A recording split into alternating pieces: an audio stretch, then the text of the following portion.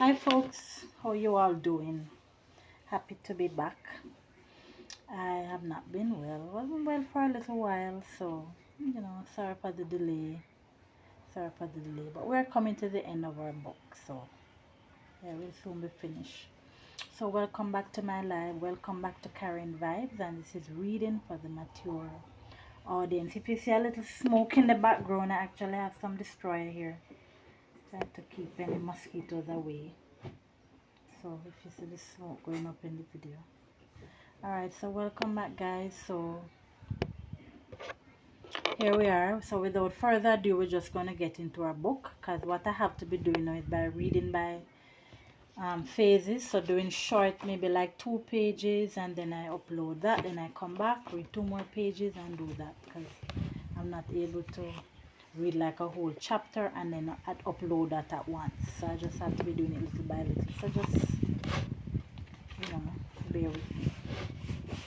Alright, so we're going to just get into it without further ado. So the name of our book is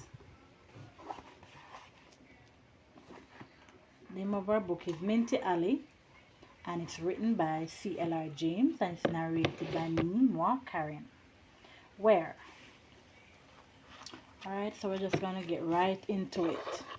So as usual, grab your hot cup of tea, grab your cool drink, and please ensure that it is case spicy teas. So whether it's the bay leaf or the fever grass, otherwise known as lemongrass, or if it is your soursop, or if it's your pimento, grab it and sit back and enjoy. Alright, so the last time we had stopped at chapter 29. Yeah, we had finished chapter 29, and now we're now at, so if you've been following me, you would have seen where I left off, and if you've not, you can just come onto my page, go onto my page, and you can just follow through. Alright, so let's get into chapter, so we're now going to read chapter 30. In August, Haynes, doing what he liked with old Carrot, claimed and got a month's holiday and made arrangements to spend it by the seaside. The last night he spent with Maisie and had a long talk with her, in which he begged her hard not to get into any trouble while he was away. Phyllis' departure had steadied Mrs. Rose. The tension had eased, and Haynes decided to take the risk and go. He made Maisie promise to do her work carefully and to keep away from Mrs. Rose at all cost. He left his gramophone and some records at number 2 so that she might have them to amuse herself with. The key of his room he gave to her. She was to sleep there, so that she might go and come as she pleased. If anything happened, she was to send for him at once.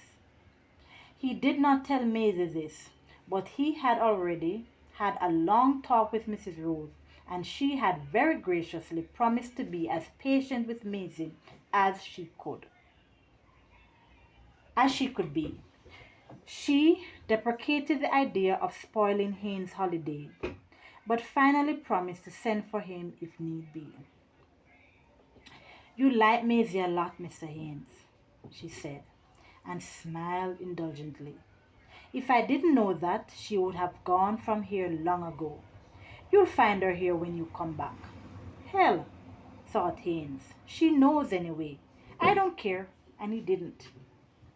Peace endured during the whole month, and no message came to Haynes, except replies from Maisie whenever he dropped her a card. Whenever he dropped her a card.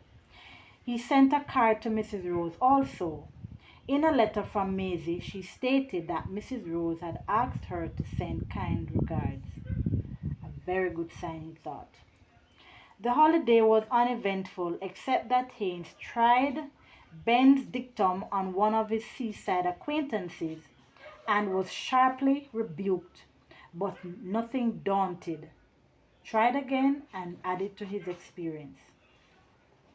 On the last day of August, he returned to town to resume his regular life at number 2. August 31st was a Sunday, and it rained the whole day. The yard at number 2 was a little mass of mud and water, and for him to get to his room... "Go back!" Excuse me, guys. Go back. Tell you these.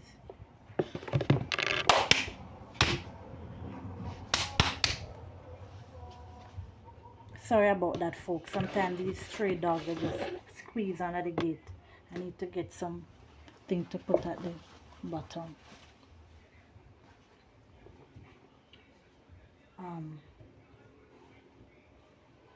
So let me just start back here. On the last day of August, he returned to town to resume his regular life at number 2.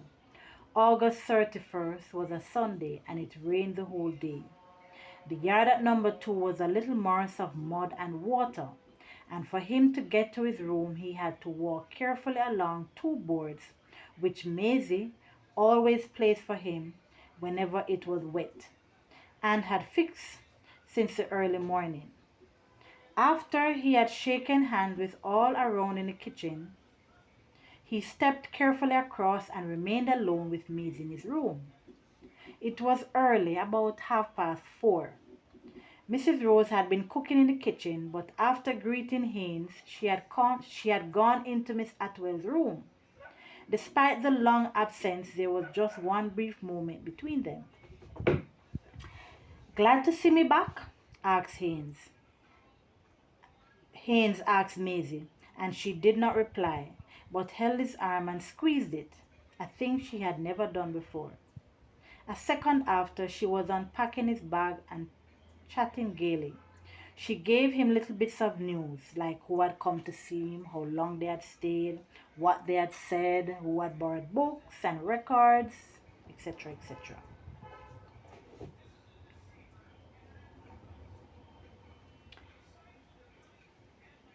"And what about you, Maisie? What has been happening to you?" "Me? I'm okay, Mr. Haynes." She gave him a knowing smile. "Nothing new. Just the same old story." Then she leaned forward and said in a low voice, "But Mr. Haynes, I have a piece of news for you. Such a piece of news. But I can't tell you now, later." Whenever she had anything exceptionally exciting to tell him, Haynes by now had no secret with her of his curiosity about all who lived in number 2. She always made merry by dangling scraps of it before him and making a great mystery before she would say what it was. "Oh, you and your special news," he said. "Some nonsense or the other." She put her finger quickly before her mouth and whispered, "Hush, hush, not so loud." Alright, folks, so let me pause here. So this is part 1 and we'll come back.